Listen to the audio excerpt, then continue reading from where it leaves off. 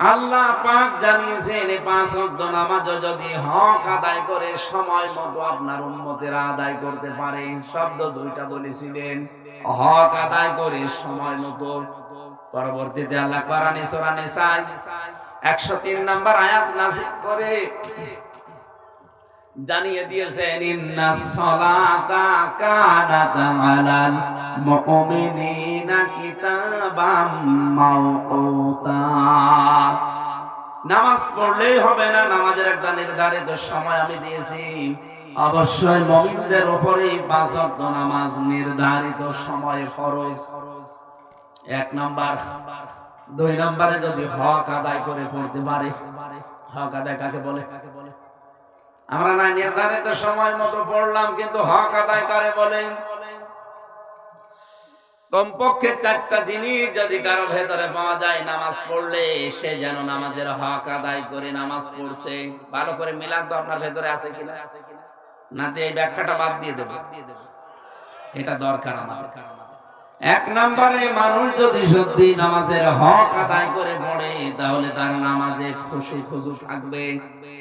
খুশু কারে বলে? নামাজের ভেতরে ধীরস্থিরতা আসবে, মন থাকবে, ঠোকর মারা নামাজ না। আপনি যত বড় তেলাওয়াত সুন্দর করবেন আর তেলাওয়াত গুলো বুঝবেন, নামাজের ভেতরে সেজদা যত লম্বা দেবেন, যদি সেজদার ভেতরে মজা পান, ধীরস্থিরতা যত বেশি আসবে, আপনার সেজদায় তত মজা লাগবে। আমি 3টা বছর জেলখানায় থেকে যে নামাজ পড়েছিলাম, বাইরের নামাজের সাথে এখনো মেলে না। ওখানে সেজদা দিতাম আধা ঘন্টা, 45 মিনিট 1 ঘন্টা কেটে যেত, সময় কখন চলে যায় আমি টের পেতাম না। আর এখানে 2 রাকাত নামাজ পড়তে 3-4 মিনিটে শেষ হয়ে যায়, আর একটা সেজদায় আধা ঘন্টা 45 মিনিট কেটে যেত।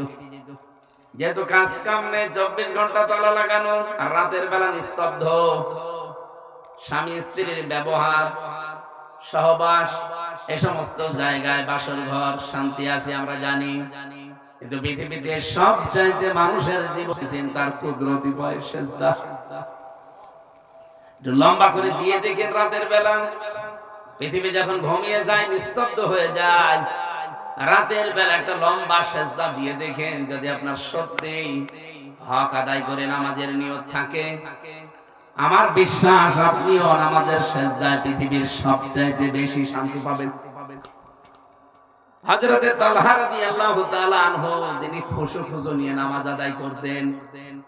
একবার নামাজে দাঁড়িয়ে দেখলেন তেলাওয়াত করছেন, মজা পাচ্ছেন, পাশে তার বাচ্চাটা খেলা করছিল, তিনি টের পাননি।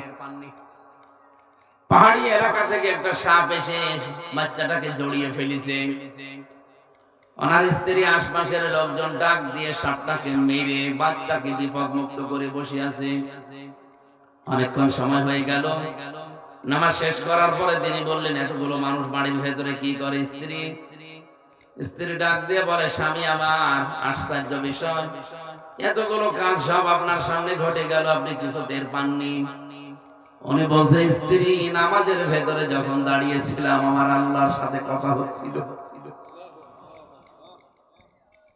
আমি এক একটি আয়াত তেলাওয়াত করতাম, আর মনে হচ্ছে আমার আল্লাহ আমাকে জবাব দিয়ে শোনাচ্ছেন, আলহামদুলিল্লাহি রাব্বিল আলামিন।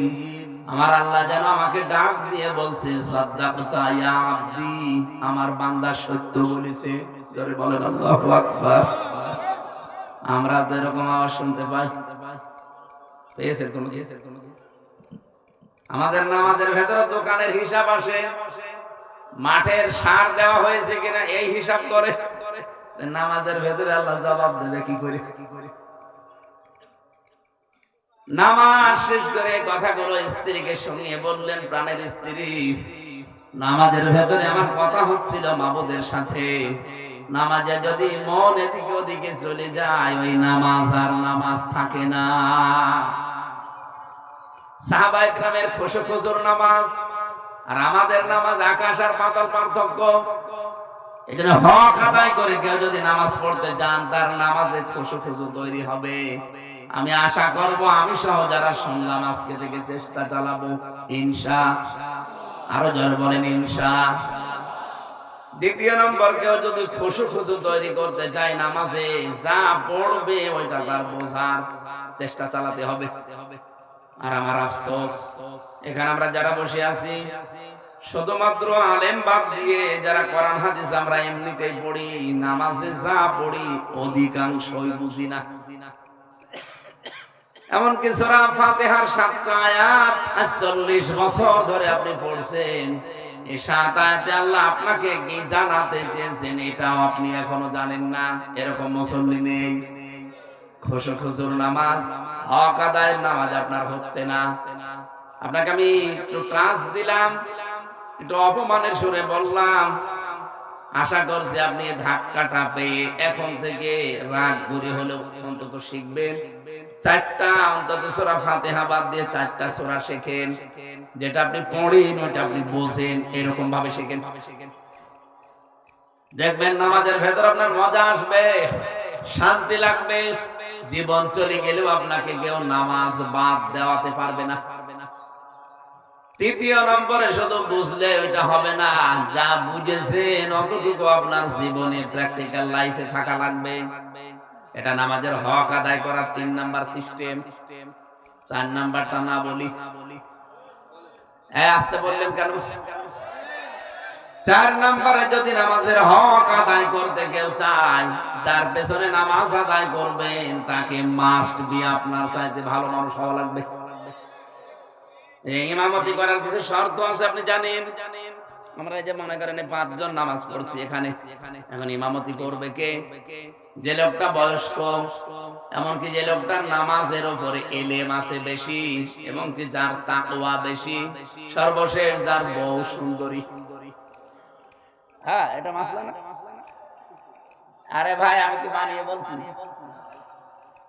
মনে করেন আমরা এই যে 6 জন এখানে বসে আছি, নামাজ পড়বো এখন মাগরিবে। এখন কারে ইমামতি করতে দেবেন? যার বয়স বেশি। এখন যদি সবাই বয়স্ক, প্রায় সবই সমান সমান, তাহলে দেখা লাগবে যার নামাজের উপরে জ্ঞান বেশি আছে, এলেম আছে, সবাই সমান সমান। তাহলে 3 নম্বরে দেখা লাগবে যে আমাদের ভেতরে আল্লাহর ভয় তাকওয়া বেশি কার, এটাও প্রায় আমাদের সমান সমান। 4 নম্বরে দেখা লাগবে আমাদের এই 6 জনের বউ কার সুন্দর।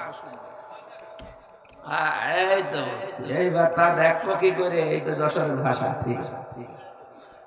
তা দেখবো কি করে? এই যে বউ সুন্দরী কেন বললেন? নবীজির কোন কথা তো এমনি বলার কথা না, অবশ্যই এর ভেতরে কোনো সিগনিফিকেন্স আছে না? নেই? এই 6 জনের বউ যার সুন্দরী, তারে তার সামনে এগিয়ে দেওয়া লাগবে কেন? কারণ হচ্ছে যার বউ সুন্দরী ওই লোকটার মন এদিক ওদিকে যাওয়ার সম্ভাবনা কম। যদিও আমরা এরকম কেউ না, আমরা যে উল্টা পাল্টা আছি, বউ সুন্দরী বলে ওটা দিকে চলে যায়। নবীজি বলেন এই পৃথিবীতে 3টা জিনিস আমার কাছে সবচেয়ে প্রিয়, একটা হচ্ছে নামাজ, একটা সুগন্ধি, আর আমার নিজের স্ত্রী। ইমরাতি একটা আন আছে, আমার স্ত্রী আমার কাছে সবচেয়ে ভালো লাগে। আমাদের কাছেও নামাজ ভালো